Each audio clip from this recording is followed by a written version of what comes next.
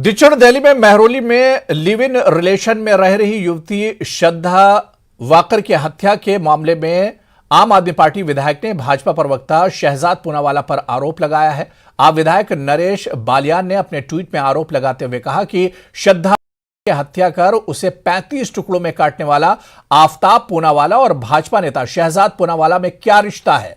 लोग social media पर आवाज उठा रहे हैं। लोग जानना चाहते हैं, अगर कोई रिश्ता नहीं है तो शहजाद पूनावाला भाग क्यों रहे हैं। मीडिया में आकर सफाई दें। वहीं शहजाद ने मामले में नरेश के खिलाफ लीगल नोटिस भेजा है। गाजियाबाद थाना भोजपुर पुलिस ने महिला की हत्या में चौंकाने वाला खुलासा किया है। महिला का हत्यारा कोई और नहीं, उसका ही सगा बेटा निकला। कलयुगी बेटे ने संपत्ति विवाद के चक्कर में अपनी ही मां का गला घोटकर हत्या कर दिया। हत्या करने के बाद बॉडी को घर में रखा। रात होने के बाद बॉडी को भोजपुर के जंगलों में फेंक दिया, जिससे हत्या का आरोप किसी और पर लगाया जा सके।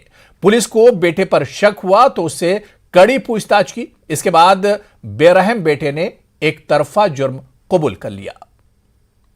11 नवंबर को सुबह लगभग 10 बजे एक सूचना प्राप्त हुई थी कंट्रोल के माध्यम से कि एक 65 वर्षीय महिला, उनका शव उनके ही घर के पास गांव में गन्ने के खेत में मिला है। तो इस संदर्भ में तत्काल मौका मुआयना किया गया था हम लोग के द्वारा और टीम को आवश्यक दिशा निर्देश देते हुए इसमें कई टीमें लगाई गई थी।